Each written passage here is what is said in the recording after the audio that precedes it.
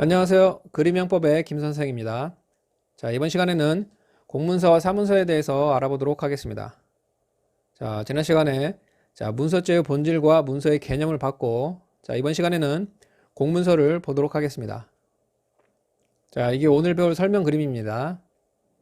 자, 그리고 이게 복습 자료인데, 이 복습 자료는 여러분들이 문제를 풀어보다가 개인적으로 잘 기억이 안 나거나 또 중요하다고 판단되는 부분, 이걸 이렇게 색연필을 이용해서 동그라미 표시를 한 후에 복습을 하는 겁니다.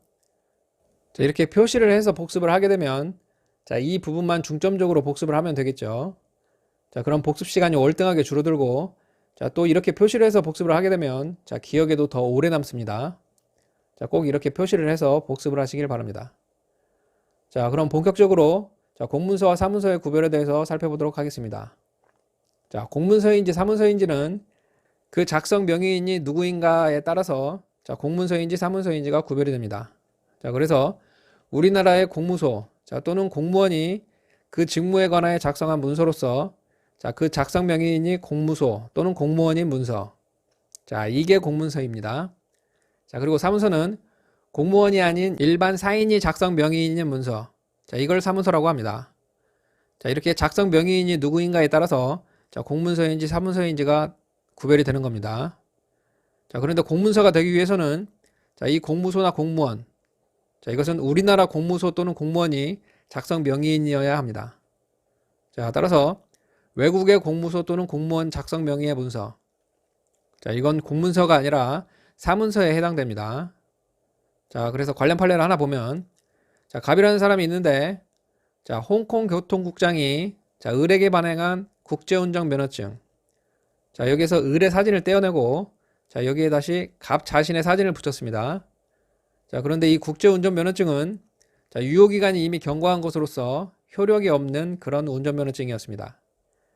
이때 이 갑에게 무슨 죄가 성립하는가 하는 건데, 일단 홍콩 교통국장이 발행한 국제운전 면허증이라고 했으니까 이건 외국 공무소 또는 공무원 작성 명의의 문서죠. 따라서 이건 공문서가 아니라 사문서에 해당하게 됩니다. 그리고 이 운전면허증은 유효기간이 경과된 운전면허증이라고 했는데, 우리가 문서의 개념에서 이미 봤듯이 문서는 법적으로 유효할 것을 요하지 않는다고 했죠. 따라서 갑이 유효기간이 지난 이 국제운전면허증을 위조한 경우, 이때는 사문서 위조죄가 성립하게 됩니다. 이렇게 외국의 공무소 또는 공무원 명의의 문서는 공문서가 아니라 사문서에 해당한다는 것 잘 기억해 두시기 바랍니다. 그리고 또 우리나라의 공무소 또는 공무원이 작성 명의인이라고 하더라도 이게 직무상 작성한 것이 아니면 이때는 공문서가 아니라 사문서에 해당합니다. 예를 들면 공무원인 갑이 갑 자신 명의의 매매 계약서를 작성한 경우, 이건 직무상 작성한 것이 아니죠. 따라서 이건 공문서가 아니라 사문서가 되는 겁니다. 이렇게 해서 공문서와 사문서의 구별에 대해서 살펴봤는데, 그럼 구체적으로 어떤 것들이 공문서에 해당이 되는지 판례를 중심으로 한번 살펴보도록 하겠습니다. 먼저 공문서에 해당하는 경우를 보겠습니다. 먼저 주민등록증, 여권, 국립대학교 학생증, 이런 것들은 다 우리나라 공무소 또는 공무원이 작성한 문서죠. 따라서 이런 것들은 다 공문서에 해당합니다. 그리고 도립대학교 교수가 특성화사업단장의 지휘에서 작성한 납품 검수 조서 및 물품 검수 내역서. 도립대학 교수도 교육 공무원이죠. 따라서 도립대학 교수가 작성한 납품 검수 조서 및 물품 검수 내역서도 공문서에 해당하게 되는 겁니다. 그리고 수사기관에서 작성한 피의자 신문조서라든지 등기 공무원이 작성하는 등기부, 그리고 지자체장 명의로 작성되는 가옥대장, 마지막으로 세금을 냈다는 증서인 납세 필증, 이런 것들도 다 우리나라의 공무소 또는 공무원 작성 명의의 문서로서 다 공문서에 해당합니다. 다음 판례를 보겠습니다. 공사 감독 일지.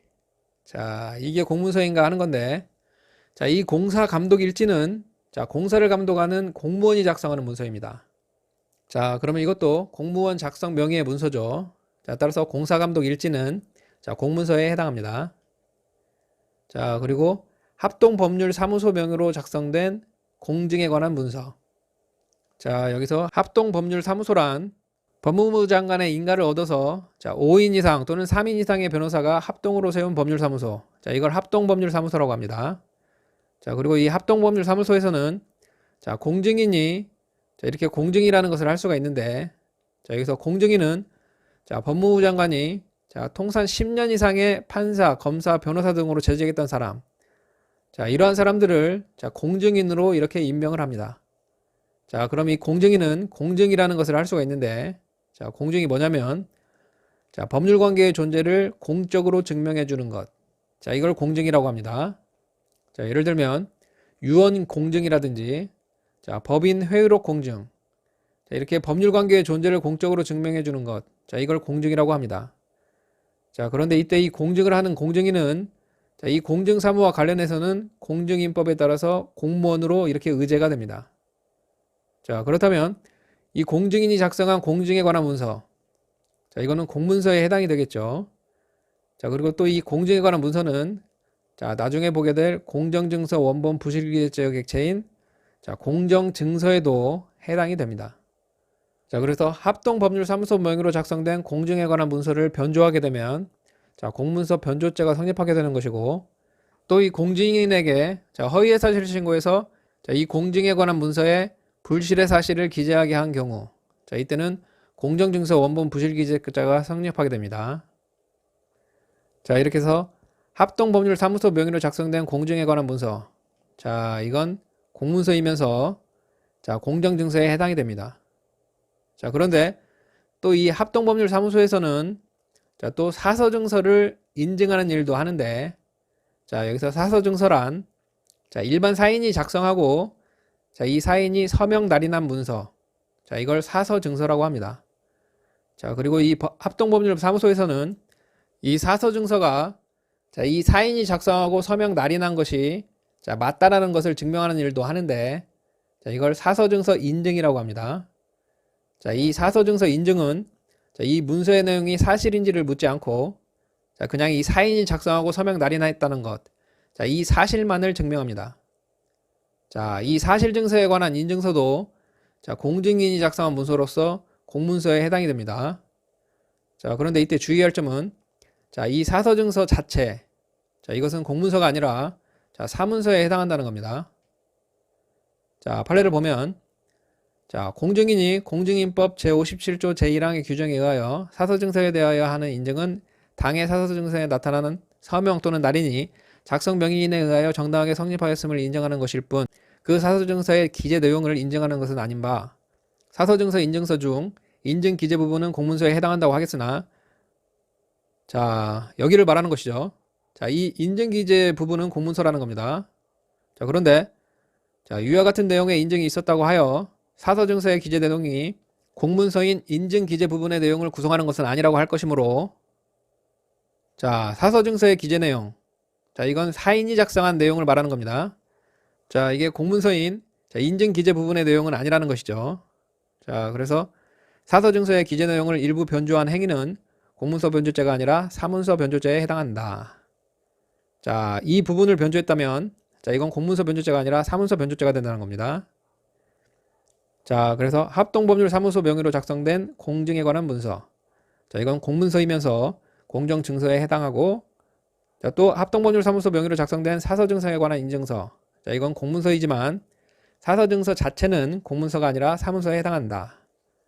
이렇게 정리를 하시면 되겠습니다. 다음 판례를 보겠습니다. 외부 전문기관이 작성 보고하고 지방자치단체의 장 또는 계약 담당자가 결재 승인한 검사 조서는 공무원이 그 직무 권한 내에서 작성한 문서로서 허위공문서 작성죄의 객체인 공문서에 해당한다. 외부 전문기관이 작성 보고하고 지방자치단체 장이 결재 승인한 검사 조서. 이건 공무원인 지방자치단체의 장이 결재 승인한 문서니까 이것도 당연히 공문서에 해당이 된다는 그런 판례입니다. 다음 판례를 보겠습니다.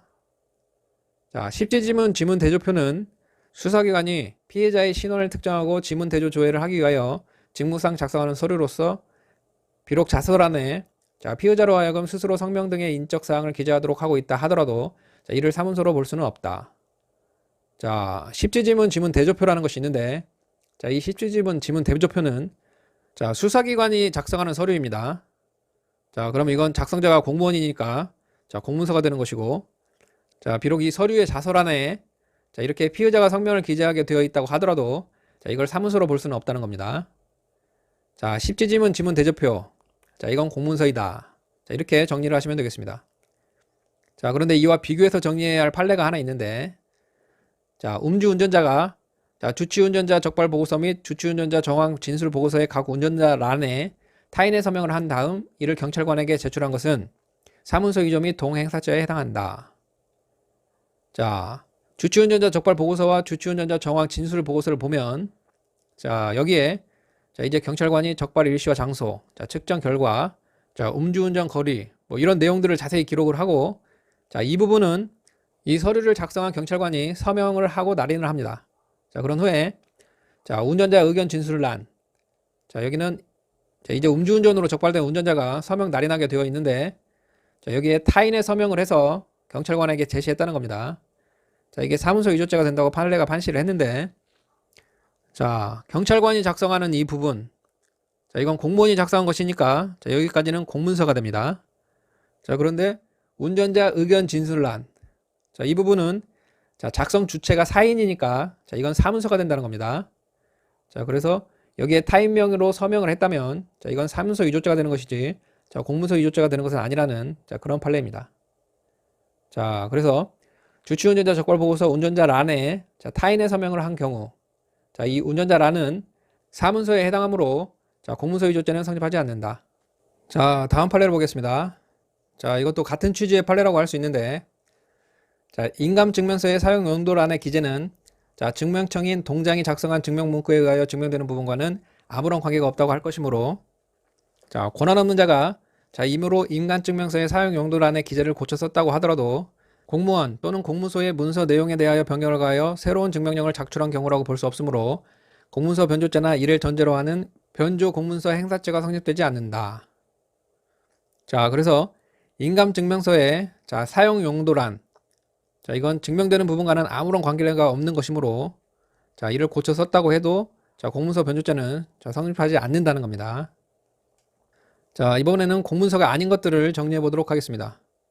자, 판례를 보면 공립학교 교사가 작성하는 자, 교원의 인적사항과 전출 희망사항 등을 기재하는 부분과 학교장이 작성하는 학교장 의견란 등으로 구성되어 있는 교원 실태조사 카드는 자, 교원 실태조사 카드라는 것이 있는데, 자, 이건 교사가 전출 희망사항 등을 기재하는 부분과 자, 학교장이 작성하는 학교장 의견란으로 자, 이렇게 구성되어 있다는 거죠.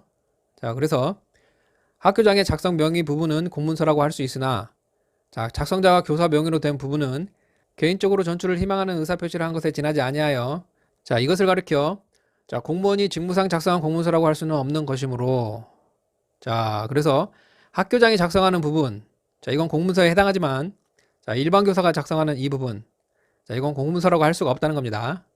자, 그래서 자, 위 카드에 교사 명의의 부분을 명의자의 의사에 반하여 작성하였다 하더라도 자, 공문서를 위조한 것이라고 할 수 없다. 자, 그래서 일반 교사가 작성하는 이 부분, 자, 여길 자, 명의자인 이 교사의 의사에 반해서 이렇게 작성했다 하더라도 자, 공문서 위조죄는 성립하지 않는다는 겁니다. 자, 그리고 지방세 수납 업무를 일부 관장하는 시중은행의 세금 수납 영수증은 자, 공문서에 해당하지 않는다. 자, 시중은행에서 작성 교부하는 세금 수납 영수증. 자, 시중은행은 공문서가 아니죠. 자, 따라서 이건 사문서이지 공문서가 될 수 없다는 그런 판례입니다. 자, 그리고 예금 청구서나 자, 사립대학교 학생증. 자, 그래서 예금 청구서나 자, 사립대학교 학생증.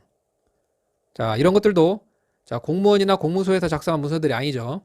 자, 따라서 이것도 공문서가 아닙니다. 자, 이렇게 공문서에 대한 판례들을 살펴봤는데, 자, 판례 몇 개만 더 정리하고 마무리하도록 하겠습니다. 자, 판례를 보면, 자, 외국한 은행인 주식회사 서울신탁은행장 명의의 무역거래법에 의한 수출용 원자재 구매 승인서는 자, 동법 제31조의 취지에 비추어 공문서로 보아야 한다.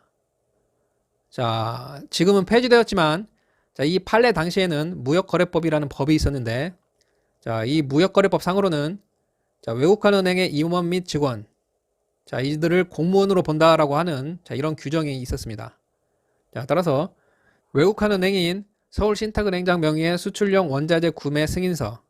자, 이건 공무원으로 의제되는 사람이 작성한 문서니까 자, 이건 당연히 공문서가 된다는 그런 판례입니다. 자, 그래서 무역거래법에 의해서 자, 외국한 은행인 서울신탁은행장 명의의 수출용 원자재 구매 승인서. 자, 이건 무역거래법상 자, 공무원으로 의제되는 자가 작성한 서류이므로 자, 공문서에 해당한다. 자, 다음 판례를 보겠습니다. 식당의 주 부식 구입 업무를 담당하는 공무원이 자, 주 부식 구입 요구서의 과장 결제란에 권한 없이 자신의 서명을 한 경우 자격 모용 공문서 작성죄가 성립하고 공문서 위조죄는 문제되지 않는다. 자, 식당에 자, 식자재 구입을 담당하는 공무원. 자, 이 공무원이 작성하는 자, 주 부식 구입 요구서. 자, 공무원이 작성하는 문서니까 자, 이건 공문서가 되겠죠. 자, 그런데 이 문서는 자, 작성은 이 공무원이 하지만 자, 이 서류의 결제권자는 과장이었습니다. 자, 그런데 이 공무원이 자, 과장 결제란에 자신의 서명을 했다는 겁니다.